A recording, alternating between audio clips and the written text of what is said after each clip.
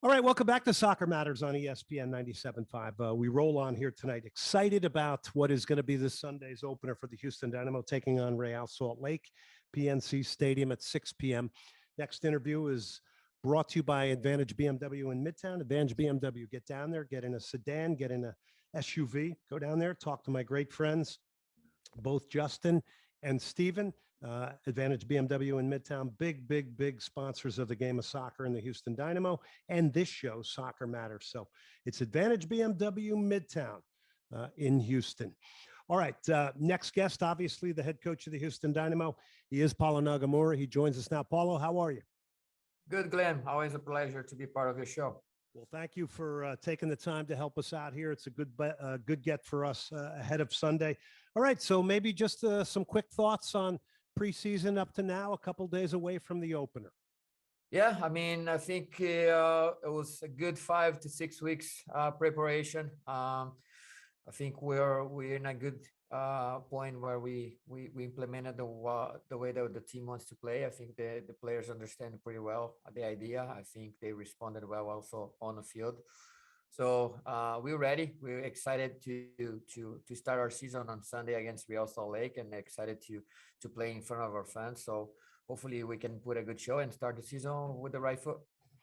How important is it, with where the franchise has been over the years and getting off to a great start, new owner, you here as a new coach, Pat, how important is a result here in the opener? Because you only get one curtain raiser. No, of course, it's always important. We start with the season with a win, but we can't forget like what we talked about a couple of weeks ago. This is a long-term project, right? We want to get things right. We want to get things in the right direction, and one result, one game is not gonna dictate what's that plan is gonna be for the long term of this club. So, but yes, we're gonna step on the field for sure with our mentality to get a home win in front of our fans. But we gotta also be intelligent and make sure that we understand this is a long-term project, and that's what we're aiming for. He is the head coach of the Houston Dynamo, Paulo Nagamura. Sunday night, the Houston Dynamo taking on Real Salt Lake, opener here in Major League Soccer 2022. How challenging has it been for you building the roster while you're building your tactics and your culture, and with the knowledge that your roster isn't complete here? You guys, the general manager Pat Onstad, yourself, Asher Mendelson, you guys are still looking for players. Absolutely, I think we're still looking at, and like I said, we're trying to implement the playing style. Or we assessing the players and seeing if the group that we have here can implement that. So and like you said, we're still looking to add a couple of pieces, hopefully to strengthen that squad. So it's a work in progress. I think, like I said, we are in a good point right now with the group we have. I think we have a very competitive group, a group that can fight for wins every weekend in MLS. But we're not stopping in scouting and looking for players to make sure that we keep getting stronger.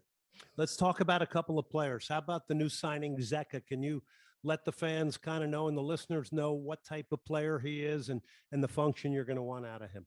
Yeah, a very good outside back with a lot of experiences in the Brazilian league. Play for bigger, 3, 4 big clubs in Brazil.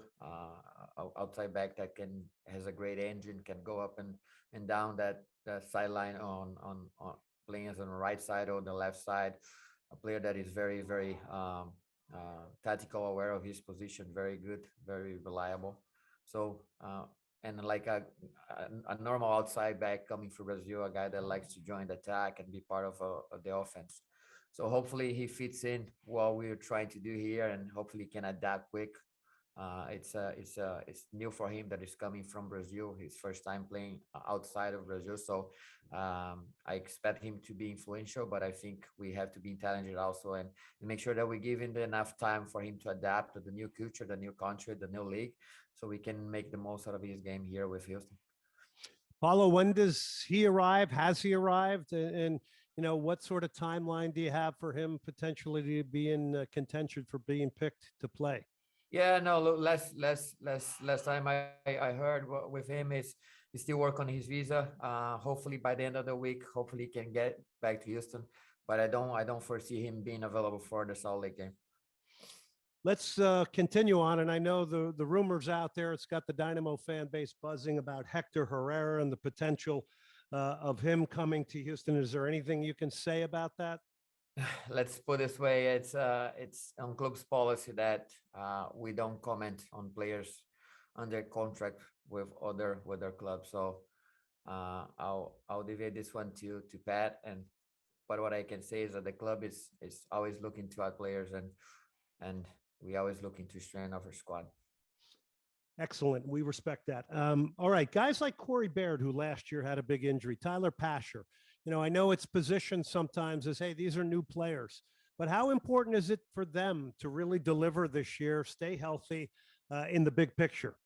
Yeah, absolutely. I think like we said previously, it's a fresh start for all the players, including Corey, including Tyler, and it's a new playing style. It's a new way of we want to approach the game, and it's another chance for them to show that they deserve to be here with Houston and being an influential part of the team. So both of those guys been very good in preseason, and again, what we're doing is try to maximize their potential and maximize their game to the benefit of the team.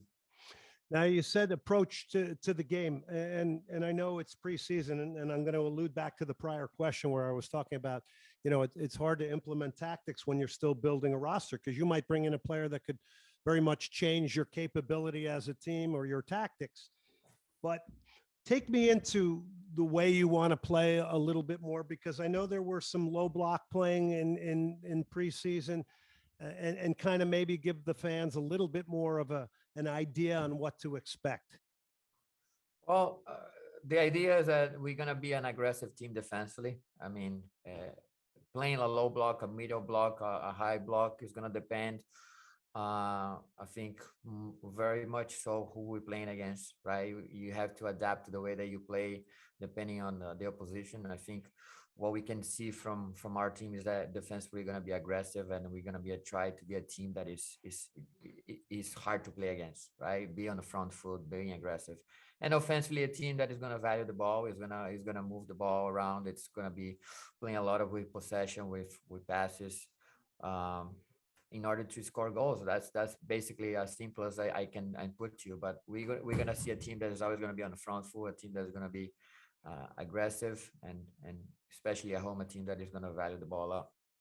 Is it important for fans to understand in Major League Soccer too that you can still be aggressive and be in a low block, a middle block, and a pressing block, right? I mean, proactive, most people are going to go, oh, that means they're going to be in the attacking third the entire game. That's not possible with the weather and all these other challenges that you have. But how difficult is it, when you say a low block,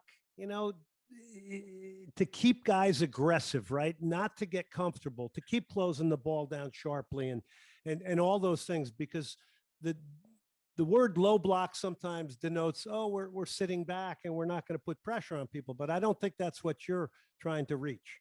Now, the way that I see the low block is that you know which the area of the field that you're defending, right?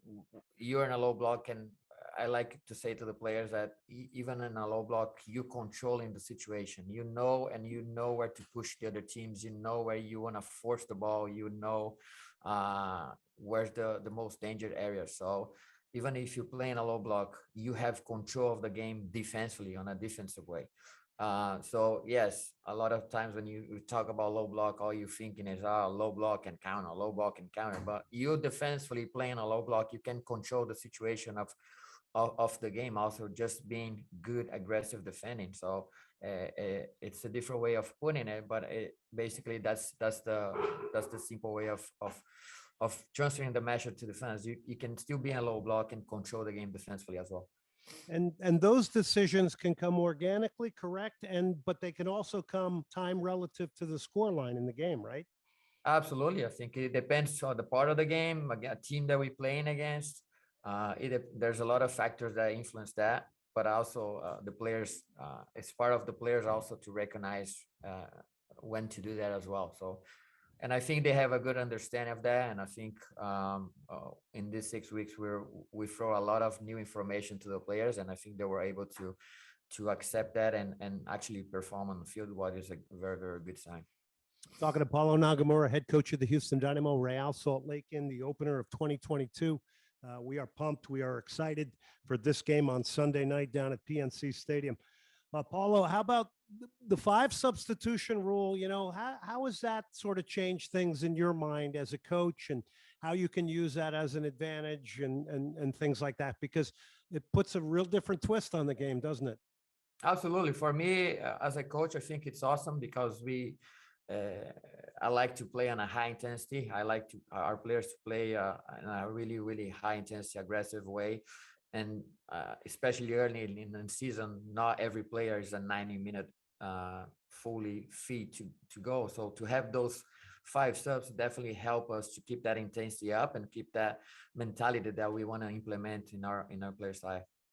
Is that something where in your mind now as a coach, you're looking at it and going, you know, maybe we're creating the 60-minute player now, right? Like you give it all. I don't know. I mean, I'm just coming up with things here and I'm thinking in my mind, you know, maybe the 60-minute player is now it's not a 90-minute player anymore. Maybe it's a 60-minute player in certain positions. Yeah, we'll see. We'll see how that goes. If they're gonna keep the I'll 5 leave that subs. up to you. Yeah, we'll see how the 5 sub rule will stick or not. But you can if different ways of seeing it. I definitely that's one of those way of seeing it. But I'm a big fan of 9-minute player. So, but you can say that, yeah, you're creating that. But at the end of the day, you want the players with high intensity on the field. And if a player can also stand the 90 minutes and you have a player fresh on the bench that can bring a good impact to the game, I think, yes, you're going to look for that.